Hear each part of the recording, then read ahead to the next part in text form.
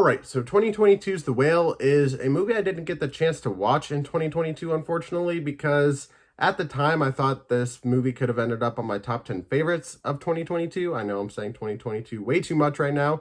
But yeah, is that the case after having watched it now? I will get to that in a minute.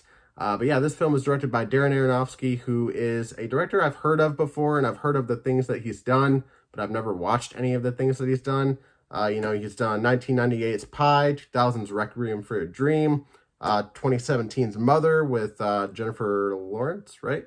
And then 2010's Black Swan, which is a big one that I know I need to watch eventually. But yeah, he's done a lot of really great films that I've heard nothing but good things about. And yeah, I mean, this is the first film of his that I've actually watched, so kind of a special one. The screenplay here is by Samuel D. Hunter, who also did the play version of this. This is based on a play. And I've seen pictures and videos of the play. And, with the character of Charlie that they have in here, played by Brendan Fraser, on the stage, it looks like a person in a fat suit. It looks like somebody literally just in a fat suit on a couch. They don't do much with the head. So you have like this skinny, small head on a really fat body. It just doesn't look right. And here they obviously have a little bit bigger of a budget. More people are kind of able to see it up close, because if you're watching it at a play, maybe a little bit further back, you're not going to be able to see that much detail for the most part. You could do stuff with makeup, but for the most part, you're not going to see that much detail in the play. So there's only so much they do there, as opposed to in a movie where you have the camera up close and you can see every detail. And in here, the prosthetics and the makeup that they do on Brendan Fraser for the character of Charlie look fantastic. Does he look as unrecognizable as Colin Farrell as the Penguin in the Batman? No. But I think they did a really good job convincing the audience of Brendan Fraser essentially being this morbidly obese person. And I think not just because of the prosthetics and makeup, but his performance as well really, really seals the deal. I think Brendan Fraser's performance in here as the lead is fantastic, as well as everybody else, in the supporting cast. I think everybody plays their role perfectly. In this film, we also have Sadie Sink as Ellie, who a lot of people know Sadie Sink for Stranger Things, of course, playing Max. Yeah, she's fantastic in this film. There's times where she's kind of just, Max from Stranger Things, and I don't know, I'm still kind of waiting to see her fully take on a completely different character as opposed to who she is in Stranger Things, because I think there's definitely parallels to her character in here to the character in Stranger Things. But yeah, I mean, she's still great in here. She's the estranged daughter of Charlie in the film. And yeah, I mean, that's as much as I'll say. I don't really want to give a whole lot away here. We also have Ty Simpkins in the cast. Some of you might know him from Iron Man 3. He plays Harley, the little kid from that movie. He plays Thomas in here, who is basically like, what do you call those people? The people that go door to door and say, hey, do you want to hear about Jesus Christ and all that? You know what I'm talking about. I forget exactly what those people are called. Forgive me. By the way, if you hear anything in the background, we got a couple of D-bags just shooting off guns. I live kind of out in the country, so it's not unusual, but it's been going on for the past hour and a half. It's really starting to make me mad. I want to go over there and just be like, shut up, stop shooting, you're not cool. But hey, you know what? The right to bear arms, I guess. But also in the cast, we have Hong Chow as Liz. We have Samantha Morton as Mary. We have Sathya... Sorry, I'm terrible at pronouncing any names that aren't American. I know I'm terrible. Sathya Sridharan, probably saying that wrong, as Dan the Pizza Man. And then also JC Sink, which I'm guessing is the little sister to Sadie Sink, playing the younger version of Ellie in flashbacks, which is really cool. But yeah, obviously Brendan Fraser is fantastic in this movie. Everybody in the supporting cast is fantastic. Even if they don't have that big of a role, they play their roles well. He hasn't... And the thing about Brendan Fraser, people are like, oh, wow, it's a Fraser-sance, He's finally coming back to acting. But if you look at his IMDb page, he never really stopped acting. He just hasn't really had that many big roles up until, kind of recently. He's been on Doom Patrol for DC. as that robot character. I don't know what he's called because I haven't really watched that show, but he provides his voice to that character. He has also, had his face in that show before because I think there was an episode where like the robot turned human or something like that. So, he actually showed his face in the show before. And then there was that one movie with Benicio del Toro or whatever, No Sudden Move, that came out recently on like HBO Max or something. Didn't really watch that one, but he's been doing acting. He's had roles, like steady roles, for quite a while now. I mean, the last time I really thought about Brendan Fraser was probably like Journey to the Center of the Earth, and since then he's had continuous consistent work throughout the years.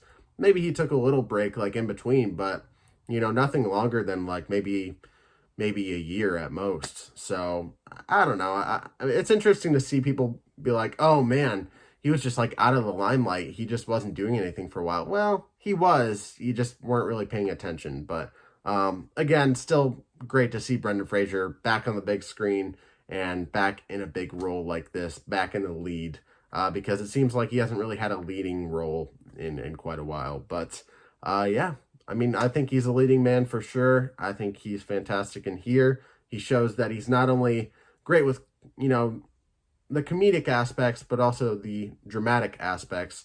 And let me kind of talk about that for a second, because there are moments of comedy in this film.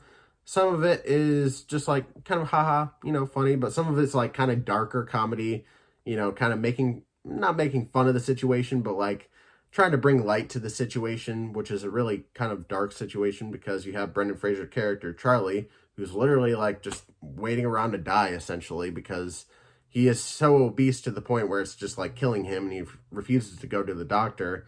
So like that he's knocking on heaven's door essentially. But yeah, I mean there's a lot more layers to it than just him being fat. In fact, I would say the synopsis itself doesn't even mention anything about him being fat. The synopsis is a reclusive English teacher attempts to reconnect with his estranged teenage daughter. And it doesn't mention anything in there about him being fat. It also doesn't mention other aspects about this film that you might not know about going into it. You just look at the trailer and you're like, oh, it's about Brendan Fraser being a fat guy.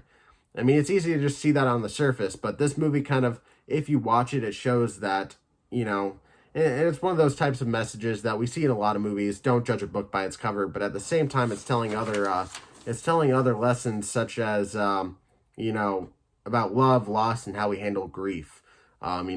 In the movie, I think in the trailer it says that the reason he got that way is because somebody died, and that's just the effect that it had on him. And it shows that grief can be different for everybody. I'm not going to get into who died. I'm not going to get into like all the nitty gritty. I'm not going to get into super big details because I do think people should watch this movie. I think this is a movie worth watching at least once. But yeah, I mean, it has a lot of messages sprinkled throughout. Not only just the obvious message of not judging a book by its cover, but it kind of goes a little bit deeper on that, and it's like, in a certain sense, almost like don't judge your own book by its own cover, if that makes sense. Not really, I know. But like, it's about, even if you're not in a great situation, still kind of trying to be a little bit easier on yourself about some aspects, because if you're not easy on yourself, maybe it can just lead to worse things, And maybe I'm just rambling here, but if you watch the movie, it just makes you think about a lot of different things about not only other people's lives, but your own life as well, and kind of puts things into perspective, not only from, a relationship standpoint, not only from, an emotional standpoint, from also a standpoint of what you put in your body as well. This is a movie that it's kind of best not to eat while watching, not because you have like super gross scenes that'll make you throw up. There are scenes where, the character of Charlie is throwing up because, being that morbidly obese, you'd have to imagine that he would throw up something at some point. And it would be gross. But they hold back on some of the other more gross stuff that they could do. But they have a couple scenes where, he is like throwing up or like really just stuffing his face and like grossing you out. And I don't know, the thing about it is like, nowadays people are like, oh, we're not supposed to be grossed out by that. But at the same time, it does kind of gross you out because you're like, oh, it's just disgusting the way he's eating. But at the same time, you're grossed out and disgusted that a human being could do that to themselves, but also that something could make somebody feel that way, to do that to themselves. So you're not disgusted just because of what he's doing, but because of the implications of what he's doing. And that makes it really hard to eat while watching this movie. I had a full bucket of popcorn by the end of the film. I ate just a little bit. I will be honest, I ordered a quesadilla because the movie theater I go to, they have like a whole kitchen where they make like actual good food. And I had a quesadilla because I was like really hungry. And I had the gift card for the movie theater. So I was like, hey, you know what? I might as well get myself something to eat because I haven't really eaten all day. And it was a good quesadilla. It was just, at times I felt really weird being pretty much the only one in that theater eating. I feel like I was getting weird looks from people being like, really, you're eating while watching this movie? But yeah, maybe not the best movie to watch while eating. But it does make you kind of think about your relationship with food. Me especially, you know, at times I can be a little impulsive, and I'm sure a lot of other people can be, with the foods that I choose, such as, you know, sometimes chips, soda, fast food, whatever it might be. It kind of puts things in perspective, and I don't know. Maybe that's just for me.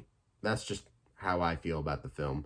I don't know if that was just the message I got from it or if other people got from it, but you know, overall the real message I got from this movie is just kind of showing how our relationships with food can be when it comes to handling certain aspects of our life, I guess, if that makes sense. And that's only really one aspect of the story, because there's so many things that so many other people could take out of this movie, and I feel like there's a lot of kind of hidden messages underneath if you really look. So yeah, overall, it's a pretty good film. I think it has really great writing. You know, it's one of those movies that, you know, mainly just takes place in one secluded area, which is this apartment that Charlie is in. And I haven't seen a whole lot of movies like that, but I really like that concept of like basically spending the entire movie in one area, because that's what Charlie has to do. He's stuck in his apartment essentially. He doesn't really go outside. So like being stuck in there the whole movie kind of makes you feel how he must feel being stuck in that apartment as well. And for me personally, if I didn't leave the house at least once every day, I would go crazy. There's been times where I haven't been able to leave the house because of snowstorms and whatnot, and you know, I just go stir crazy. I don't like staying put, you know. I like going and doing stuff. I like making stuff out of my day. And yeah, I don't know. It just puts a lot of things in perspective to me, and honestly, it's a movie that might actually change some things about my life going forward. So that's not something I would normally say about a movie, and that's surprising to me about this one. So now that I'm talking about it, at first I was gonna say that it wouldn't end up on my top 10 favorites of 2022, and it wouldn't end up in my honorable mentions, but I still don't think it'll quite end up on my top 10, but it would at least make the honorable mentions, because I've never really had a movie make me feel this way about my life and make me want to change certain things about my life. But yeah, I mean, wow, that's surprising. I actually just kind of learned a little bit about myself while reviewing this movie. So there we go. Yeah, I think I already said this, but voice crack there, sorry. But the comedy in here feels earned amongst the drama. And the drama in here I don't think is too hard to watch for anybody. It's not like as dramatic as something like Les Miserables or something like that, but there are elements of drama to this that are hard to watch, and you know, that's just how it is sometimes. So I mean, if you can't handle that kind of thing, maybe this isn't the movie for you. But if you can handle a drama that has comedy sprinkled throughout, that'll have a little bit of levity and will actually make you kind of a little bit happy by the end, then maybe this is the movie that you'll enjoy. But yeah, I mean, for me, this is not the type of movie I could see myself rewatching at least anytime soon. Maybe in the future I would consider rewatching it if it were on like a streaming service or something like that. I would recommend watching it at least once, as I said before. Should you watch it in the theaters? Maybe it's not completely necessary to watch in the theater, but you know, if you want to check this film out, I would definitely say, you know, go check it out. It's definitely worth watching if it's something that interests you. I was hoping the movie would do a little bit more for me in terms of emotion, because I'm the type of person that cries super easily in movies, and I just didn't really cry too much with this one, and I feel like it probably should have a little bit more. Um, but I don't know. Above everything, I think I was just interested to see where the story was going. I was never bored at any point, even though, again, we're staying in one area the whole time. You get some flashbacks where you're on a beach or whatever, but for the most part, you're stuck to this one place. And to not get bored by that is not an easy thing to do. It made the runtime feel longer than it actually was, which it's like an hour and 45, something like that. But I don't know. It's just it does things right. It does things not as right as they could be for me, in my opinion. I don't know. That's just me personally, but overall, I would definitely give this a standard ticket. Is it something that I think you have to rush out to theaters right away and watch and then buy on VOD, Blu-ray, DVD after it comes out? No, but it is worth watching in the theaters at least once if it is something that interests you. Yeah, it's worth the price of admission for me. So, have you seen 2022's The Whale? What did you think? Did you love it? Did you hate it? Are you in the middle? I definitely very much liked it, but not as much as I probably would have liked to. And I can't exactly explain why I didn't quite feel as much emotion as I should have, but I don't know. At the end of the day, I just, didn't feel as much about this movie. No, didn't have as much admiration for this movie at the end of the day as I wish I would have, because I heard a lot of great things going into it, and I think I just kind of had my expectations up a little too high for the type of movie that it was. So, yeah, I mean, overall, still standard ticket. I still think it would earn an honorable mention on my top 10 of 2022. So, yeah. Have you not seen this movie? Are you planning on watching it anytime soon? Why or why not? I would love to hear from you down below. Really, any comments you have down below, even if it doesn't have to do with the movie, I would love to hear from you. I respond to pretty much every comment, so anything and everything. Leave a like on the video, subscribe, hit that notification bell so you never miss an upload, and I will see you in the next one.